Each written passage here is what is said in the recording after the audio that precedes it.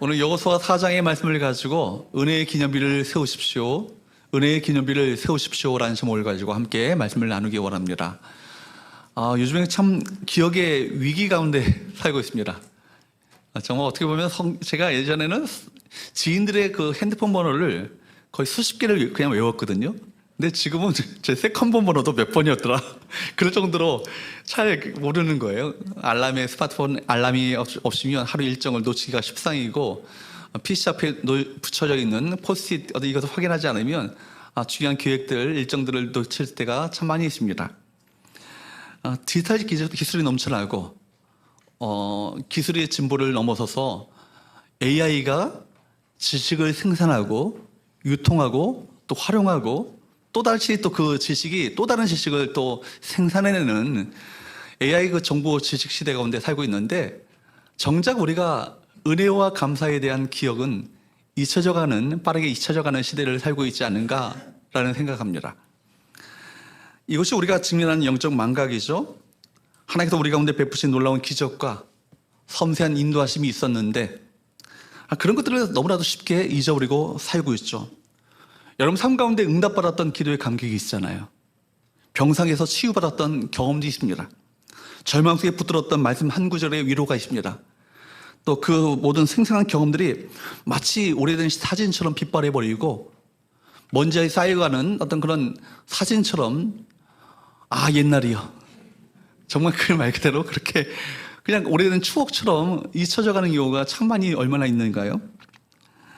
마치 기억하기 위해서 붙여놓았던 포스트잇이 접착력이 약해져서 떨어져 나가는 것처럼 그런 기억이 하나하나 떨어져가는 그런 삶을 살고 있습니다.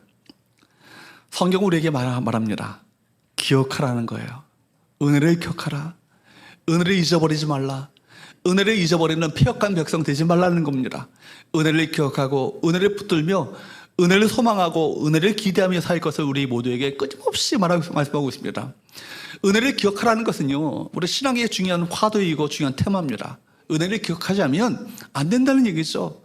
은혜를 잊어버리는 순간 순식간에 추락하게 버리고 맙니다.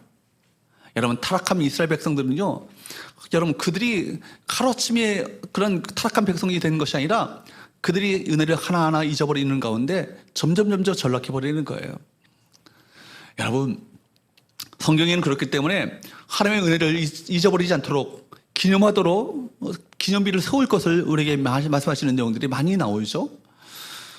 야곱이 여러분 브엘세바를 떠나서 외삼촌 라반이 있는 하란을 향해서 떠나가게 됩니다. 3일 길을 꼬박 걷는 가운데 루스라는 광야에 이르게 되잖아요.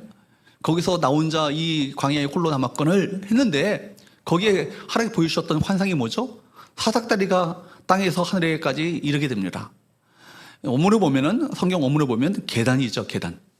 Stairway to Heaven. 그죠? 계단이 쭉 하늘까지 이루게 된 거예요. 그리고 하나님의 천사들이 위에서 내려서 아래로 내려가는 것이 아니라 아래로부터 위로로 올라갔다 내려갔다 합니다. 그 얘기는 뭐냐면 홀로 있는 것이 아니었다는 거예요. 하나님의 천군 천사로 이미 야곱을 함께 하셨다는 것을 보여주는 거예요.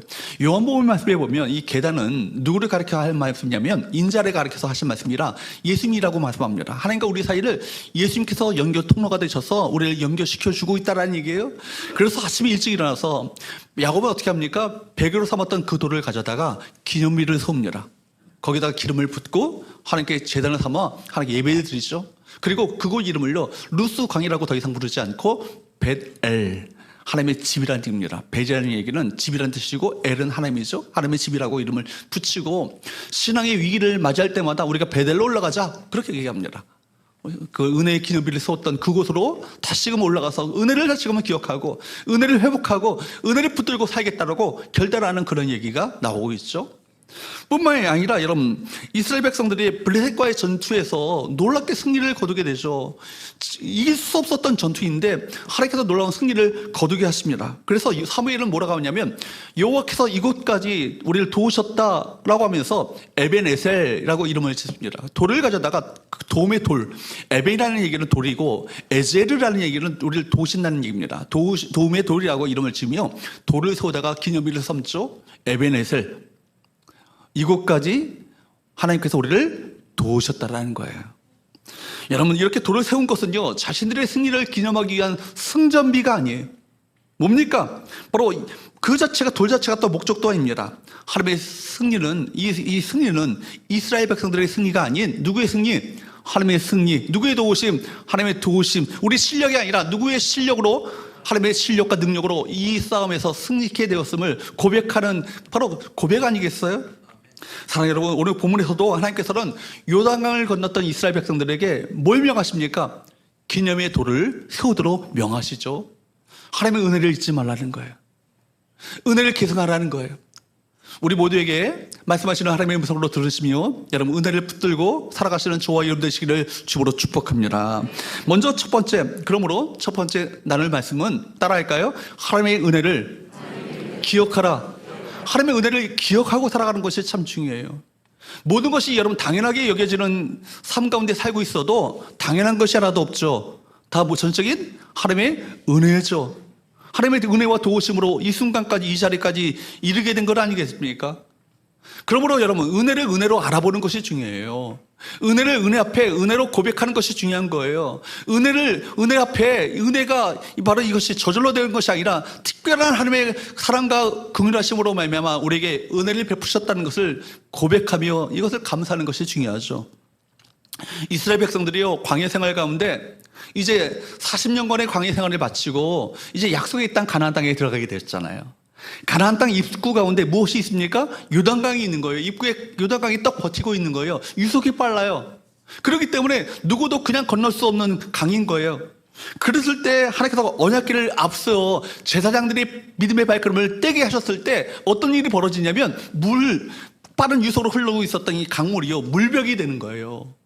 그리고 그 땅을요, 마른 땅같이 건너게 하시는 놀라운 기적을, 역사를 그들 가운데 베푸셨습니다. 이 사건은 이스라엘의 힘과 전략과 지혜가 아니라 하나님의 은혜로, 하나님의 능력으로 되어진 하나님의 역사 아니겠어요? 역사라는 얘기는 하나님의 사역, 하나님의 일이라는 얘기죠. 하나님은 불가능을 가능케 하시는 분이십니다. 여러분의 장애물을 놀라운 은혜의 도구로 사용하실 수 있는 분이십니다. 여러분, 우리 가운데 막혔던 벽을 뚫으시고 놀라운 벽을, 그 길을 내시는 그분이 누구세요? 하나님이십니다. 여러분, 하나님의 역사를 경험했던 이스라엘 백성들에게 하나님께서 명하시는 말씀이 뭐예요? 1절부터 3절까지 말씀을 보도록 할까요?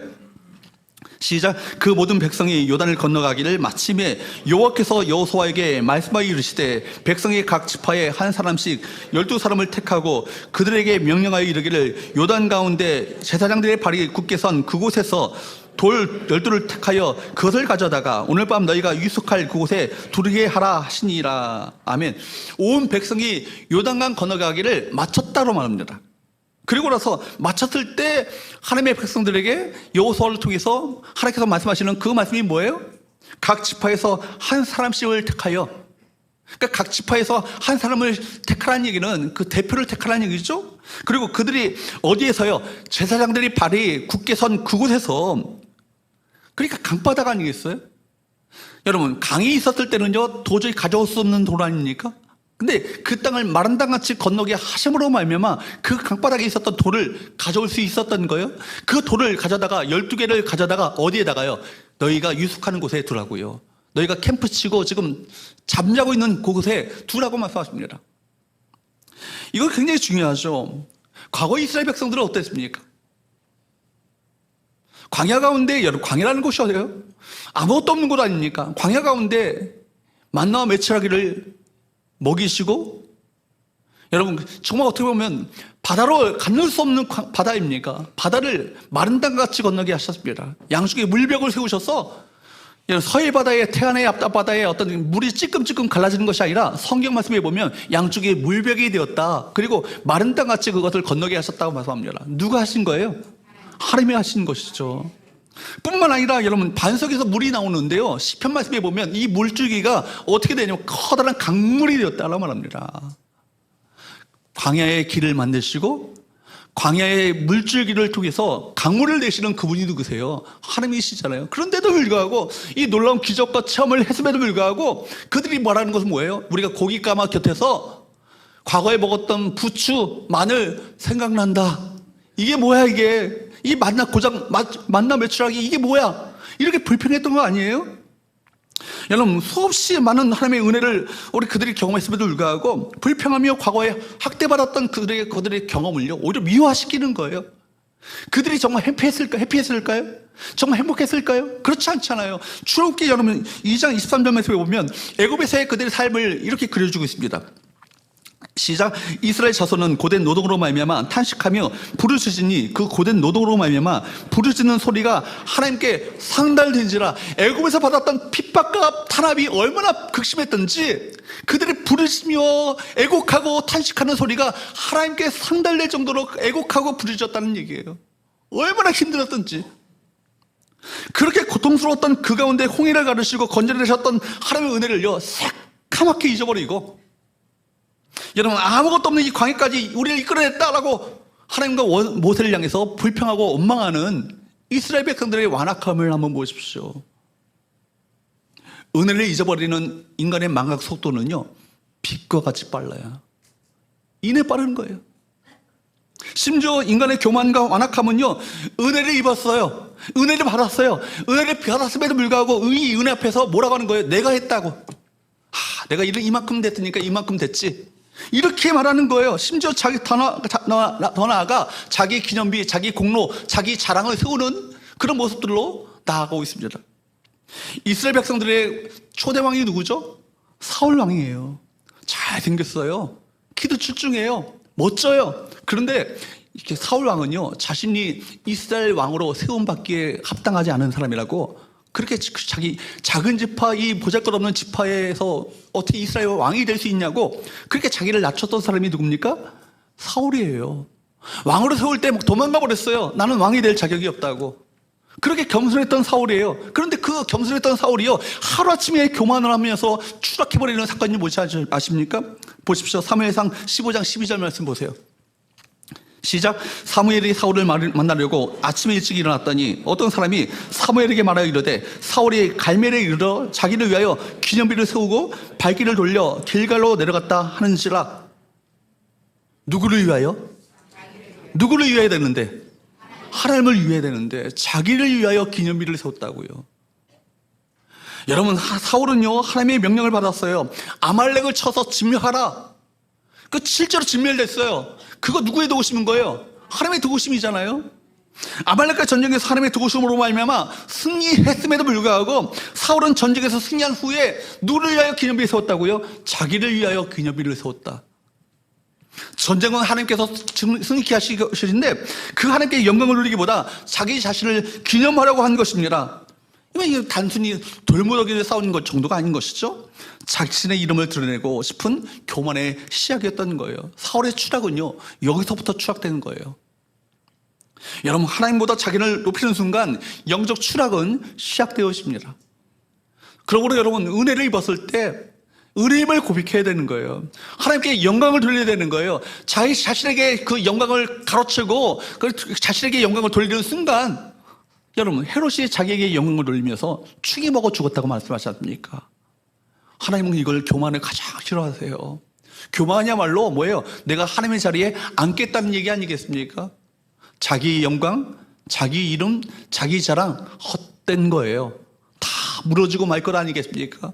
사랑하는 여러분, 하나님의 영광을 위해서 살아가시는 저와 여러분 되시기를 축복합니다. 은혜임을 고백하십시오. 하나님께서 하셨음을 여러분 날마다 고백하며 살아가시는 우리 모두가 되어야 할 것입니다. 바벨탑을 쌓았던 사람들의 이야기를 여러분 아시지 않습니까? 창세기 11장 4절 말씀을 보세요. 뭐라고 합니까? 시작. 또 말하되 자 성읍과 탑들을 건설하여 그 탑 꼭대기를 하늘에 닿게 하여 우리 이름을 내고 온 지면에 흩어짐을 면하자 하였더니, 누구 이름을 내자고요? 우리 이름을 세상에 내자고요. 뭐 하자고? 여러분, 하나님의 이름이 높아져야 되잖아요. 하나님의 이름이 여러분 높아지고 하나님께서 영광 받으셔야 되잖아요. 그런데 자신들이 높아지고자 하는 그 순간 그 탑은요 결국 무너지고 맙니다. 사람의 이름을 위한 기념비는요 언젠가 무너지고 마는 거예요. 전적인 하나님의 은혜임을 날마다 고백하시는 저와 여러분 되시기를 축복합니다. 그러므로 하나님의 은혜를 지속해서 받는 비결은 뭐예요? 하나님의 주신 은혜를 망각하지 않는 거예요. 잊어버리지 않는 거예요. 이것이 얼마나 중요합니까? 여러분, 이 순간까지, 여러분 이 자리까지 있게 된 것, 내가 열심히 공부하고 노력하고 애쓰고 용을 써서 이 자리에 있는 것이라고 착각한다면 그 사람 이미 하나님의 좀 눈밖에 난 사람인 거예요. 뭐예요? 은혜잖아요. 하나님 도우심이에요. 하나님께서 전적으로 원래 도우시고 이 자리까지 이르게 하신 거예요. 은혜를 잊지 마셔야 되는 거예요. 정신 차리셔야 되는 거예요. 순간적으로 김태 목사도요, 마치 내가 잘해서 성원교회 담임 목사가 된 것이냐 착각할 때가, 정신 차려 이 사람아. 그죠? 하나님 은혜잖아요. 여러분의 앞에 제가 어떻게 감히 말씀을 전할 수 있는 이 자리까지 이렇게 되겠습니까? 전적인 하나님의 은혜죠. 은혜를 잊지 않게 될 때 마음 가운데 감사가 회복되어지고 감격이 터져 나오는 거 아니겠어요? 여러분, 하나님의 관심은요, 기적을 얼마든지 행할 수 있는 분인데 기적을 행하는 것에 관심을 갖지 않으세요. 하나님의 관심은요, 기적이 일어나든 일어나지 않든 하나님 되심을 늘 기억하며 살아가는 것, 거기에 관심을 갖고 주시하십니다. 기억하라, 기억하라, 기억하라, 이거예요. 계속해서 성경을 통해서 우리에게 주시는 메시지가 바로 기억하라 아닙니까? 하나님께서 베풀어 주신 기적을 통해서 하나님의 은혜임을 잊지 않는 백성들은요, 광야길에서도 어떤 환난과 고난과 핍박과 역경을 만난다 할지라도 하나님 되심을 신뢰하며 살아가게 될 것입니다. 은혜를 기억한다는 것을 뭘 의미합니까? 과거에 역사하셨던 하나님이 지금도 우리와 함께 계심을 확신하게 될 것이고, 내일도 미래도 우리 가운데 함께 하실 것을 기대하며 소망을 품게 되는 것 아니겠습니까? 은혜를 아는 사람이, 은혜를 기억한 사람이 은혜를 구합니다. 은혜를 기억을 하는 사람이 은혜를 기대합니다. 은혜를 아는 사람이 은혜를 구하며 소망 가운데 기도함으로 나가게 되는 거예요.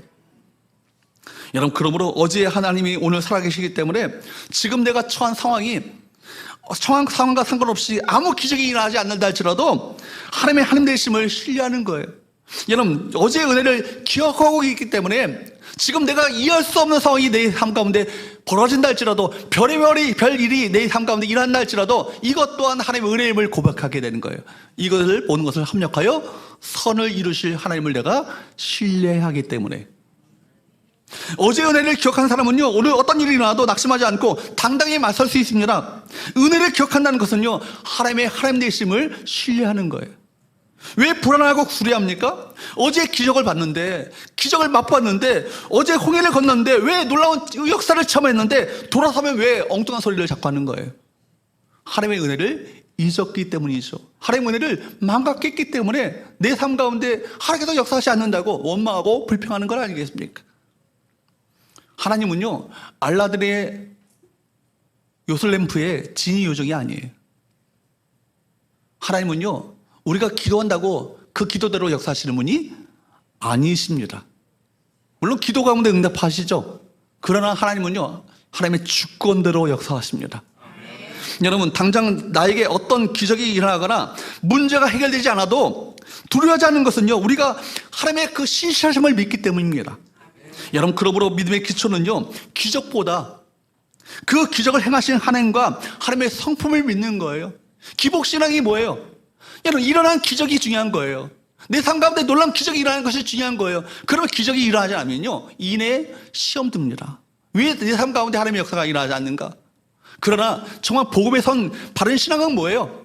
기적이 일어나든 일어나지 않든 하나님 되심과 하나님의 성품, 신실하신 하나님을 믿기 때문에 낙심하지 않고 도리어 그 가운데 찬양하며 감사하며 믿음으로 나가게 되는 것 아니겠습니까? 하나님은 반드시 하나님의 백성들을 이끌어내시고 반드시 우리의 결말은 새드엔딩이 아니라 해피엔딩이다, 이 사실을 믿고 신뢰하는 거예요. 우리가 잠잘 때에도, 우리가 좋을 때에도 주무시지 않아 하시고 하나님의 백성들을 살피시고 지키시고 인도하시는 하나님의 성실하심, 믿으신 하나님을 신뢰하기 때문에 낙심하지 않는 것입니다. 그러므로 기적이 일어났는가 여부보다 더 중요한 것은 뭐예요? 누가 그 일을 행하셨는가? 누가 그 일을 행하셨는가? 우리가 어떤 일을 통해서 하나님의 어떤 하나님이신가를 여러분 아셔야 합니다. 그 하나님을 경험해야 합니다. 하나님은 어떤 분이신가? 그렇게 함으로 말미암아 하나님에 대한 지식, 하나님을 아는 지식이 날마다 쌓여가야 되는 거예요. 그래야 여러분 어떤 상황에도 흔들리지 않는 견고한 믿음으로 그 믿음의 뿌리를 내려보로 말미암아 요동치 않고 흔들리지 않고 당당하게 사명을 위해서 믿음의 길을 걸어가게 되는 거예요. 여러분, 이것이 기억의 소산물입니다. 어제의 은혜를 잊지 않고 오늘 하나님의 하나님 되심을 인정하며 내 행하실 역사하실 하나님을 기대하는 것. 여러분, 그러므로 여러분, 우리는 어떤 상황에서도 하나님을 신뢰해야 되는 거예요. 하나님께서 내 삶 가운데 베풀어 주신 은혜, 내 삶 가운데 베풀어 주신 구원, 내 삶 가운데 베풀어 주신 인도하심, 내 삶 가운데 응답하셨던 응답하심을 잊지 않고 기억하는 것. 그럴 때 이런 감사와 감격, 겸손의 삶, 그리고 은혜를 구하는 기도로 나가게 되는 거 아니겠습니까? 사랑하는 여러분, 은혜를 붙드십시오. 은혜를 기억하십시오. 그 은혜가 오늘도 우리 삶 가운데 실제임을 고백하십시오. 그리고 그 은혜가 내일의 삶 가운데서도 그 은혜가 끝이지 아니하고 계속되어질 것을 믿음으로 확신하며 살아가시는 저와 여러분 되시기를 주로 축복합니다. 그런데 신앙의 위기는 어디서부터 시작되어요? 은혜를 잊어버리는 데서부터 시작되어지는 거예요. 여러분 삶 가운데 찬양이 그치는 순간이 뭐예요? 은혜를 잊어버렸기 때문에 찬양이 그치는 거예요. 그죠? 내 삶 가운데 감사가 그치고 원망과 불평이 터져나온다. 무슨 증상이에요? 은혜를 잊고 있다는 거예요. 그러므로 시편 103편 2절 말씀에 보면 뭐라고 말씀합니까? 시작. 내 영혼아 여호와를 성축하라. 그의 모든 은택을 잊지 말지어다. 그의 모든 은혜, 그의 모든 은택을 잊지 않게 될 때 우리 삶 가운데 그분을 성축하는 삶이 회복될 거예요. 여러분, 여러분의 인생 가운데 하나님께서 세우신 은혜 기념비적 사건이 있다면 무엇이겠습니까? 구원의 은혜, 구원의 응답, 기도의 응답, 질병에서 치유, 가정의 회복, 삶의 전환점들 많은 일들이 있을 거예요. 그 은혜들을 떠올려 보십시오. 그리고 오늘 그 은혜를 기억하며 감사로 나가는 저와 여러분 되시기를 축복합니다. 두 번째로 따라할까요? 반복된 기념을 통해 기억하게 하라. 우리 가운데 하나님께서 우리 가운데 기념하도록 하시는 이유가 뭐예요? 다시금 은혜를 기억하는 거예요. 기억하게 하는 훈련이에요. 절기를 지키는 것, 여러분 예식을 치르는 것, 주일날 모이는 것 다 뭐예요? 반복된 기념을 통해서 하나님의 은혜를 기억하도록 만드는 거예요. 3절 말씀을 한번 보세요. 시작. 그들에게 명령하여 이르기를 요단 가운데 제사장들의 발이 굳게 선 그곳에서 돌 12를 택하여 그것을 가져다가 오늘 밤 너희가 유숙할 그곳에 두게 하라 하시니라. 요단강에 12개의 돌을 취하다가 너희가 유숙할 캠프할 곳에 그것을 세워두라고 말합니다. 아침에 일어나면 뭘 볼까요? 그 돌을 보는 거예요. 그럼 뭘 기억하는 거예요? 아, 은혜였구나. 있을 수 없는 일이 우리 가운데 벌어졌구나. 이것을 기억하도록 만드는 거 아니겠습니까? 그러니까 하나님께서는요, 단순한 상징이 아니라 실제적으로 눈에 보이는 가시적 증거물을 세우도록 만드심으로 말미암아 은혜를 붙들고 은혜를 잊지 않고 은혜를 망각하지 않고 살도록 이끄신 거 아니겠습니까? 돌이라고 하는 것은요, 영속성과 변하지 않는 것을 상징하는 거예요. 저는 설악산을 참 좋아해가지고 설악산 길 가운데 비선대로 올라가는 길이 있어요. 그 길을 참 좋아합니다. 비선대에 올라가면요, 넓은 바위가 있어요. 그리고 물이 아주 초록색의 그 물이, 깨끗한 물이 흐르는 바위가 있거든요. 근데 거기 보면요, 한자로 낙서가 온갖 한자로 반석 위에 다 새겨져 있어요. 야, 조선시대, 고려시대에도 낙서가 있었구나. 자기 이름을 내려고 정으로 쪼아가지고요, 김 누구누구, 방 누구누구, 이렇게 이름을 새겨놓은 거예요. 그런데 1000년이 지나도 1500년이 지나도 그 이름이 그대로 오늘까지 있는 거예요. 돌은 그렇게 영속성이 있고 불변하지 않는 거예요. 그러니까 여러분, 뭘 의미합니까? 영원토록 이것을 기억하라 명하는 것 아니겠습니까? 말씀드린 것처럼 신앙생활을 잘하는 비결은 뭐라고요? 이미 받은 은혜에 대한 기억력을 유지하는 거예요. 받은 은혜에 대한 기억력을 보존하는 것입니다. 이전에 받은 은혜에 대한 기억력은요, 이전의 것으로 끝나지 않아요. 그것은 현재와 미래로 연결되어 있습니다. 여러분, 역사를 공부하는 이유가 뭐예요? 현재와 과거의 대화입니다. 과거의 역사를 통해서 오늘의 교훈을 받게 되어지고 미래에 우리가 어떻게 행할 것인가를 우리 교훈을 얻게 되는 건 아니겠어요? 마찬가지예요. 여러분, 이전에 받았던 은혜는요, 이전의 것으로 끝나지 않고 현재와 미래를 연결시켜줍니다. 시간은 단절되어 있지 않습니다. 과거의 여러분 사건이 현재에 영향을 줍니다. 그래서 기억을 통해서 영향을 끼칩니다. 그런데 기억이 단절되면요, 이 모든 것이 다 사라져버리는 거예요. 그래서 기독교 전통에서 기억력의 복원을 위해서 다양한 예전을 만들어서 우리가 함께 시행합니다. 예수님께서 왜 성찬 예식을 시행하셨습니까? 왜 만드셨어요? 주님 다시 오신 그날까지 우리 성찬을 시행하라고 명하신 이유가 뭐예요? 너희가 구원받는 거 우연히 된 거 아니라는 얘기예요. 그 과정 가운데 누구의 피? 예수 그리스도의 흘리신 피가 있었고, 누구의 살? 예수 그리스도의 찢기신 살이 있었기 때문에 너희가 구원받았다는 것을 생생하게 기억하도록, 그 은혜 앞에 감격하도록, 감사하도록 우리에게 성찬을 시행하라고 명하신 건 아니겠어요? 여러분뿐만 아니라 여러분 세례식을 여러분 혼자 그냥 세례 베푸는 것이 아니라 예배 때 공개적으로 세례를 베푸는 이유가 뭐예요? 내가 받은 세례는 단회적이지만 다른 사람의 세례 받는 모습을 바라보면서 내가 처음 은혜 받고 세례 받았던 그때를 떠올리는 거예요. 그 감격을 회복하는 거예요. 기쁨을 회복하는 거예요. 예수께서 세례 요한을 통해서 요단강에 들어가실 때 세례 받으셨어요. 그때 여러분 세례는 원래 침례잖아요. 물속에 들어가잖아요. 물속에 들어갔다가 나오는 예식인데, 요단 강물 속에 들어갈 때 그리스도와 함께 수장되고 그리스도와 함께 다시 일으킴을 받을 때 그리스도와 함께 다시 새 생명으로 다시 태어나는 것을 상징하는 것이 세례인 거예요. 그렇기 때문에 그리스도와 함께 다시 일으킴을 받아 새 생명으로 다시 거듭나는 사건 자체가 세례 의식인데, 여러분 이스라엘 백성들이 요단강을 건넜다라는 것을 뭘 의미하죠? 바로 이 사건은요 상징적 의미가 있는 거예요. 홍해를 건너고 요단강을 건넌다는 것은 자신의 몸이 이제 그 물속에 수장되었다가 다시 살아나는 경험을 하게 되는 거예요. 요단강은 죽음의 강이잖아요. 그죠? 요단강 건너 만날이 뭘 말하는 거예요? 죽었지만 천국에서 다시 만난다는 소망 가운데 그 찬양 부르는 거 아니겠어요? 요단강은 죽음의 강이에요. 예자가 죽는 거예요. 이스라엘 백성들의 패역한 세대는 다 물속에서 수장되어지고 새로운 믿음의 세대가 되어서 약속의 땅 가나안 땅을 정복해 나가는 거예요. 이것이 요단강을 건너는 사건인 것입니다. 여러분 요단강이 넘실거릴 때 거기서 빠져 죽으면요 살아남을 자가 없어요. 그런데 하나님께서 어떻게 하셨죠? 여호수아 3장 16절 17절 말씀을 한번 볼까요? 읽어보도록 합니다. 시작. 그 위에서부터 흘러내리던 물이 그쳐서 사르단에 가까운 매우 멀리 있는 아담 성읍 변두리 일어나 한 곳에 쌓이고 아라바의 바다 여매로 향하여 흘러가던 물은 온전히 끊어지며 백성이 여리고 앞으로 바로 건널세. 여호와의 언약궤를 맨 제사장들은 요단 가운데 마른 땅에 굳게 섰고 그 모든 백성이 요단을 건너가기를 마칠 때까지 모든 이스라엘은 그 마른 땅으로 건넜더라. 여러분 지금 강물이 막 흘러내리고 있잖아요. 흘러내리고 있는데 그 강물이 온전히 끊어짐으로 말미암아 흘러가는 물이 온전히 끊어짐으로 어떻게 됐다고요? 그 물이 쌓였다고요. 물벽이 된 거예요. 지금 홍해를 건넜을 때 좌우로 물벽이 되었던 것처럼 똑같은 역사가 일어난 거 아니겠어요?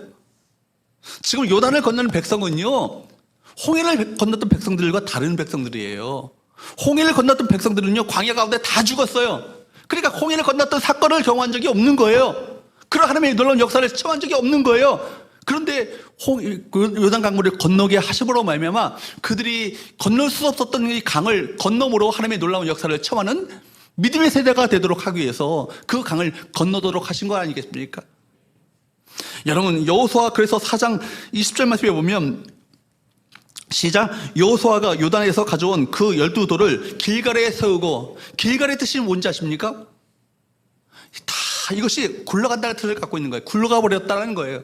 뭐가 굴러가 버렸을까요? 애굽에서의 실패, 광야에서의 어떤 그 믿음 없는 불순종, 죄와 허물이 다 요단을 건너므로 말미암아 다 굴러가 버렸다는 것을 상징하는 거 아니겠어요? 그러니까 여러분 이스라엘 백성들은요 길갈에서 새로운 생명을 얻게 된 거예요. 이제는 동해가 송에서 서가 먼 것처럼 너희 죄가를 다 옮겨버렸고 이사야의 말씀처럼 다 죄가를 다 굴려버리셨어요. 새로운 믿음의 세대가 되게 하심으로 말미암아 약속의 땅, 믿음의 땅을 취할 수 있도록 그들을 인도해 내신 것 아니겠습니까? 이것이 요단을 건넌 의미이죠.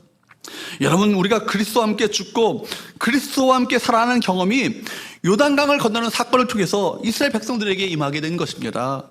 이것이 십자가 사건 아니겠어요? 우리가 예배 때마다 십자가를 붙든다는 것은 이런 의미를 갖고 있는 것입니다.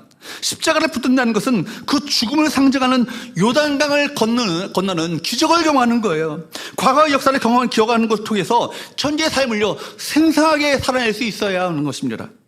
영광스러운 미래가 아득한 것이 아니라 곧 주님께서 다시 오실 것이다. 미래 재림에 대한 소망과 확신을 가지고 오늘을 살아가는 믿음의 백성 되기를 원하시는 거예요. 그러므로 여러분 가운데 근심과 좌절과 절망과 그 아픔 가운데 그 절망케 하는 문제가 있다면 그리스도와 함께 요단강을 건너는 은혜가 저와 여러분에게 있게 되기를 주로 축복합니다. 여러분, 강을 건너야 합니다. 그러면 모든 과거가 단절되고 담을 쌓게 되어지고 미래를 향해서 나가는 역사가 우리 가운데 있게 될 거예요. 예식을 왜 반복해서 행합니까? 예식은 한 번만 행하고 끝나는 것이 아니라 반복하여 행하는 그 이유는 우리 안에 있는 이 은혜 망각증을 치료하기 위해서 이 예식을 반복해서 시행하는 거예요. 여러분, 우리는 너무나 잊어버립니다. 돌아서면 잊어버립니다. 그래서 끊임없이 기억하도록 노력해야 되는 것이죠. 의식을 반복해서 행하는 가운데 은혜를 회복해야 되는 거예요. 주일이 뭐죠? 주일이 어떤 날이에요? 예수님께서 부활하신 날이잖아요. 안식일을 지켜라. 그러면 안식일날 지켜야 되는 거예요. 토요일날 지켜야 되죠. 그때 여러분, 그리스도 십자가 사건 이후에 이제는 모든 것이 여러분 성속의 구분이 없어지게 됐죠. 그리스도와 함께 살아가는 그 모든 것이 우리가 움직이는 교회가 되어서, 움직이는 성전이 되어서 우리 가는 곳곳이 성전이 되는 거예요. 그리고 날의 개념도 그리스도 안에서 7일 전체가 안식일이 된 거예요. 그리스도 안에서 안식을 누리고 살아가게 되는 거예요. 그렇다면 여러분, 안식 후 첫날 부활하신 날 초대교회 성도들이 함께 모여서 예배했던 이유가 뭘까요? 그날이 어떤 날입니까? 예수께서 부활하신 날이니까. 뿐만 아니라 이건 뭘 의미하죠? 여러분, 대표성의 원리가 있죠. 한 주를 시작하면서 첫 시간을 주 앞에 드린다는 것은 나머지 전체도 주님 안에서 살아가는 그 은혜의 날, 안식일로 내가 살겠다는 결단과 고백, 이것이 아니겠습니까? 물질의 첫 것을 드리는 것은 10분의 1만 드리는 것이 아니라 열의 열이 다 주님의 것임을 고백하며 첫 번째 것을 주 앞에 떼어드리는 거예요. 이 물질 또한 하나님의 은혜임을 고백하며 첫째 것을 주 앞에 떼어드리는 거 아니겠어요? 시간도 마찬가지죠. 우리 장소도 마찬가지예요. 다른 곳 가는 곳보다 먼저 주님의 예배하는 이 자리를 먼저 장소를 정하고 이 자리에 처음에 이 장소를 드린다는 것은 내가 살아가는 그 삶의 자리가 주님의 임재가 있는 은혜의 자리로 살겠습니다 라는 이 결단과 고백이 우리 주일날 모여서 함께 예배하는 이 의미가 여기 있는 거예요. 여러분, 그러므로 우리가 예수의 부활에 대한 기억을요 일주일 단위로 다시 회상하는 것이 뭡니까? 이 주일 예배인 거예요. 그리스도는 다시 살아나셨다. 이 예수 부활의 놀라운 사건을 매주에 다시 함께 모여서 되새기는 시간이 뭡니까? 주일 예배 아니겠습니까? 여러분, 예수 부활의 확신과 소망이 있다면 이 땅 가운데 무엇이 두렵겠어요? 무엇이 여러분을 염려케 하겠습니까? 무엇이 여러분의 믿음을 흔들겠습니까? 예수께서 부활하셨고 부활하신 주님께서 우리와 함께 하신다면. 신약의 공동체는요 부활의 공동체입니다. 여러분, 주님은 다시 살아나셨습니다. 부활의 첫 열매가 되셔서 우리 또한 부활하게 될 것입니다. 우리가 현실 상황 속에서 현실 상황에 너무 민감해져 있으면 은혜 망각증 증세가 찾아와요. 은혜로 가득했던 과거는 잊어버리고 닥쳐진 현실만 주목하고 거기에 몰입하다 보면 내 마음 가운데 원망과 불평과 내 마음 가운데 우울한 감정이 내 마음을, 내 영혼을 뒤집어 씌우는 거예요. 우리가 이 절기 예식을 반복하는 이유는 뭐예요? 기억을 회상하기 위함입니다. 반복이 중요합니다. 생각 없는 습관적인 의식적인 형식적인 반복이 아니라 진정한 의미를 되새기는 반복은 우리에게 엄청난 힘과 능력을 가져다 주죠. 과거 하나님의 역사와 오늘의 이 사건, 내일이라는 미래를 잘 연결하는 사람이 신앙생활 잘하는 사람이에요. 과거에 행하셨던 하나님을 기억하고 오늘 그 하나님이 우리와 함께 하시고 그 하나님께서 앞으로도 역사하실 것이라는 믿음을 가지고 살아가는 자들은요 이 땅 가운데 믿음으로 승리하는 삶을 살게 될 거예요. 따라합시다. 하나님이 하셨습니다. 하나님이 하십니다. 하나님이 하실 것입니다. 날마다 여러분 입술에 고백이 되셔야 되는 거예요. 여러분, 이 과거의 은혜를 기억하는 사람이 오늘 현재의 은혜를 여러분 떠올리게 되고 고백하게 될 거예요. 그럼 미래의 은혜를 소망하며 기대하게 되지 않겠습니까? 기대가 있어야 기도가 되죠. 기대하는 마음이 있어야, 소망이 있어야 기도가 되는데 앞으로 내일의 내 삶 가운데 아무 일도 일어나지 않아 라고 하는 사람은요 기도할 수 없는 거예요.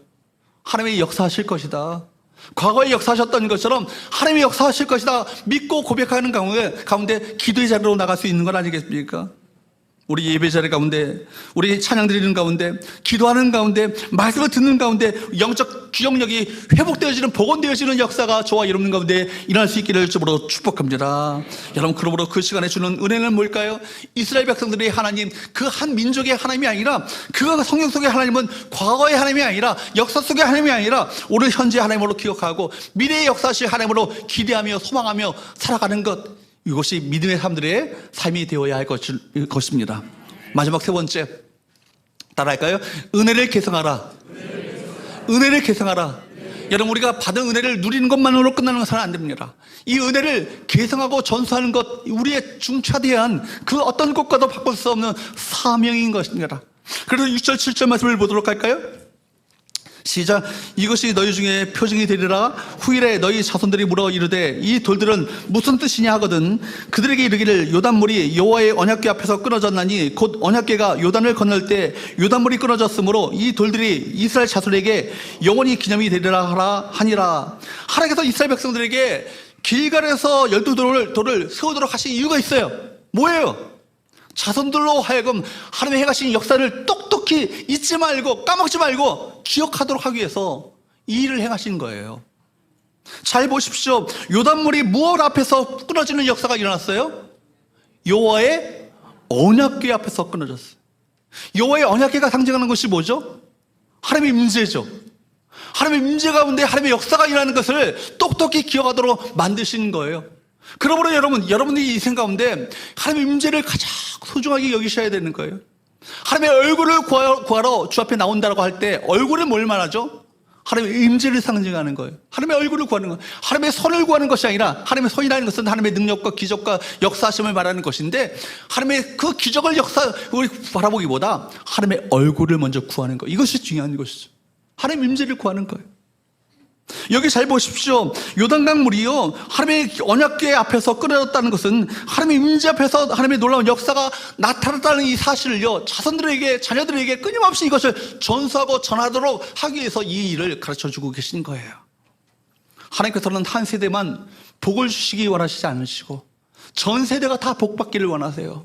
하나님 임재 가운데 놀라운 하나님의 은혜를 체험하며 살아가는 믿음의 세대가 되길 원하십니다. 은혜의 세대가 되길 원하시는 거예요. 그렇기 때문에 우리 믿음이, 우리의 물줄기가 자녀 세대에 계승되도록 여러분 힘쓰셔야 할 것입니다. 지금 믿음 생활 잘하시는 것 참 잘하시는 것입니다. 그런데 더 놓치지 말아야 할 것은, 중요한 것은 믿음의 계승이에요. 이것이 우리 사명 아니겠어요? 한국교회 다음 세대 위기, 그 얘기를 여러분 수많은 사람들이 이야기하고 있습니다. 다음 세대의 영적 위기가 있다.